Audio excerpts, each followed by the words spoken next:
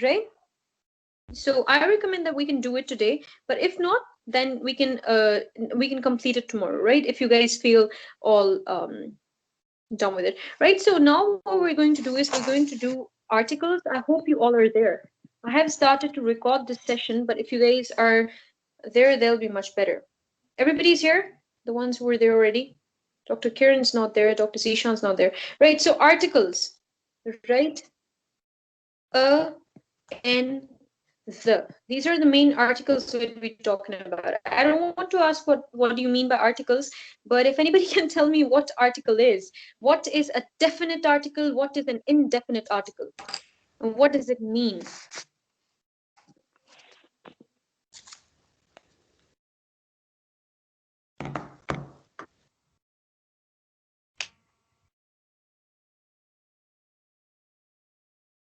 A and N indefinite. We the Indefinite and definite. yeah the is What does definite. indefinite mean? For example, if you talk about something the first time, we are using A or N, but if Mhm. we say it second time, we are using the. All right, and that's definite. Everybody clear about that? All right. Which ones are used with plurals and which ones are used with singulars, or which ones can be used with both?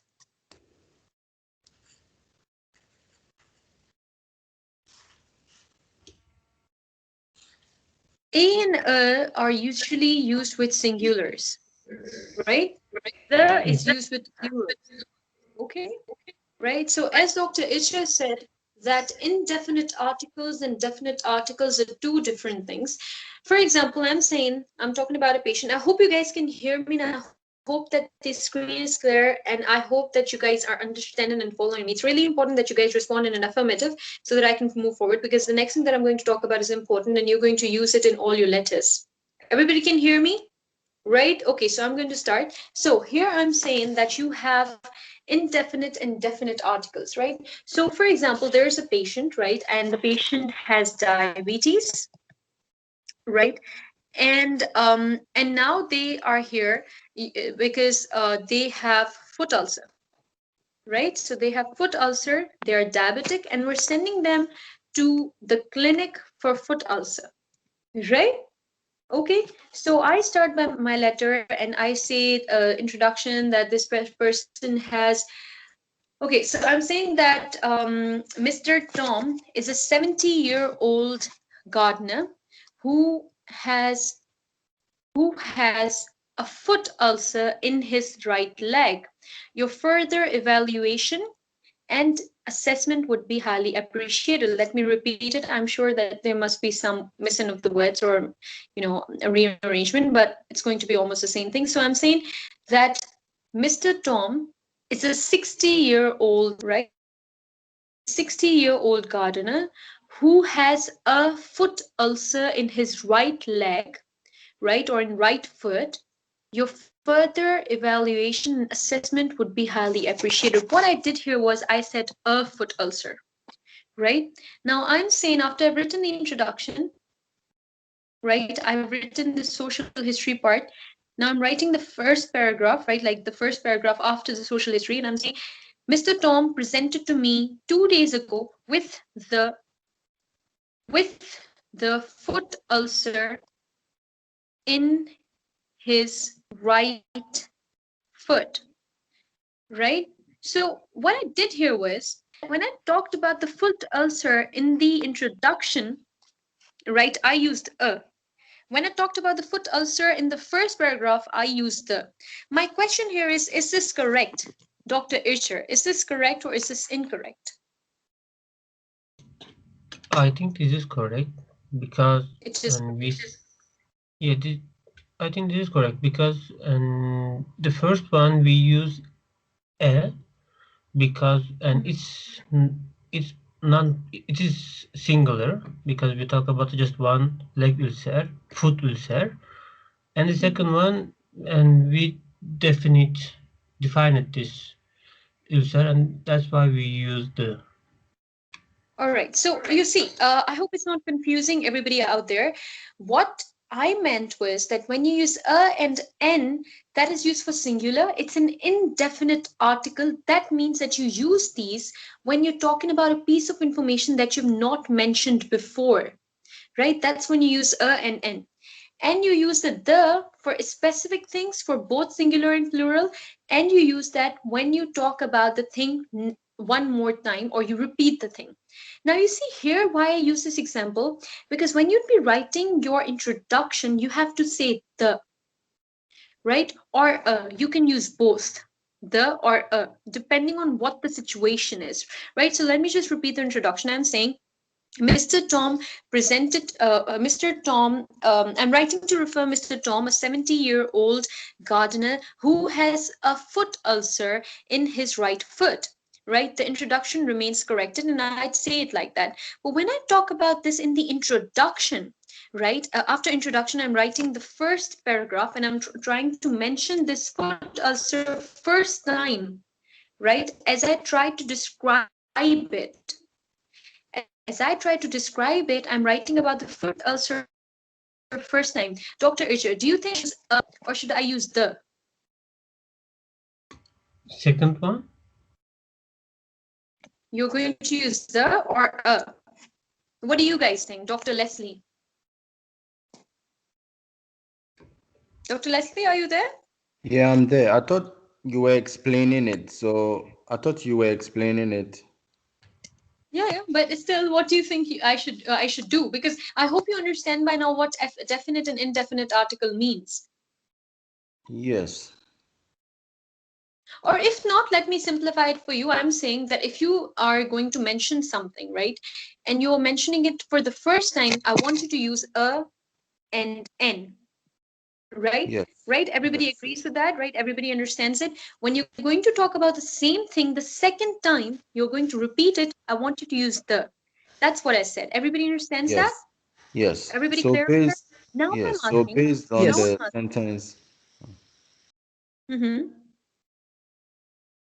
Now I'm asking is that in the introduction I used a foot ulcer, and now I'm talking about after I wrote the social history paragraph. Now I'm going to mention the foot ulcer's history for the first time. Should I use the or should I use a? Hear me out. Right? I'm saying that today Mr. Tom presented to me with a foot ulcer in his right leg. The foot ulcer had eroded his bones. Is this correct, or should I say like this? Today, Mr. Tom presented to me with the foot ulcer that had eroded his bones. Or I'm going to use Okay. the same structure. I'm going to say, today, Mr. Tom presented to me with the foot ulcer, and the foot ulcer had eroded his bones. This is one, right? I'm calling this structure one. Then I'm using structure two, and I'm saying, today, Mr. Tom presented to me. I hope you guys are listening and following me. Today, Mr. Tom presented to me with a foot ulcer. The foot ulcer had eroded his bones. Which do you think is correct? A or B? One or two? Two. Yes, one or two. Here I'm using the both the times. Here I'm using a and then the.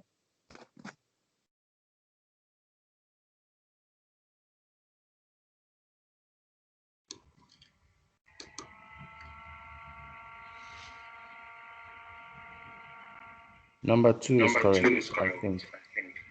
Number two is correct. Dr. Leslie is correct. Dr. Kiran, what do you think? I hope you're there. All right, Dr. Mehtab, what do you think? Okay. Number two. Number two. Dr. Icha, what do you think? I think it's number two. Number two. You know what I'd say? You should use number two. Right? Why? Because even though we talked about it in the introduction, but when we're describing it for the first time, you should use a first and then move on to the. Is it clear? Yes. All right. Or, you Okay. could do one thing. If you're still confused and if you feel like, you don't understand it, then I recommend that you remove a altogether. Right? You would say that today Mr. Tom presented to me with foot ulcer in his right leg. Or instead of saying his, you could say, today Mr. Tom presented with foot ulcer in the right leg, in the right foot. So I'm using the with the right foot, right? The ulcer is in the right foot, right? So I did not say a foot ulcer. I said Mr. Tom presented to me with foot ulcer in the right leg or in his right leg. And the now because I'm talking about the same thing, and the foot ulcer had eroded his bones. Right? Is that clear?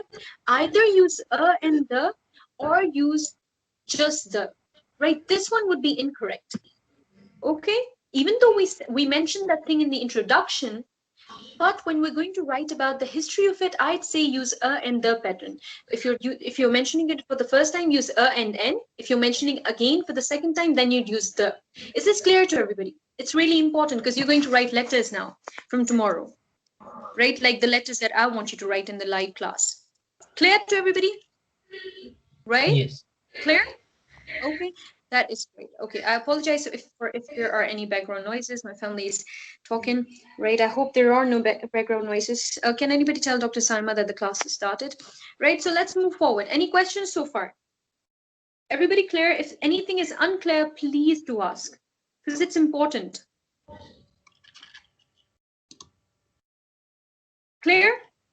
No questions? Yes. No problem. Okay. Yeah, I'm here. It's previous message.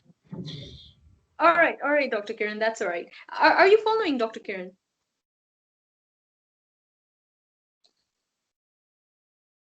All right, I'm hoping you're following and you understand. All right, now here is a thing that is we talked about the accountable and uncountable, right? So I told you that it's very obvious with countable, right? You would use a and n, right? You would use the with countables, right? That the patient had if I'm using a countable word, right? What would be a countable word? Carries. No, carries is not countable, it's uncountable. If I'm saying the patient had dental surgery of the teeth 24 and 25, right? Teeth are countable, right? There are just 32 teeth in our mouth, right? Or 16 pairs of teeth, right? So I'm saying that the patient had extraction of the teeth 31 and 32, right? That's countable. If I'm saying that the patient lost a tooth on right side, fourth from incisor, right? A tooth, right? That's countable. So what I'm trying to say here is that with countables, you can use a and n both. You can use the with them. With uncountables, you cannot use a and n, but you can use the. All right? Clear? Clear? Yes. Okay, you're not going to use I and N, you're going to use the. Now, here is a sentence that all of you would be definitely writing in your letters, and that is, all right, I want you to tell me, I want you to write it out for me, right? That is on examination.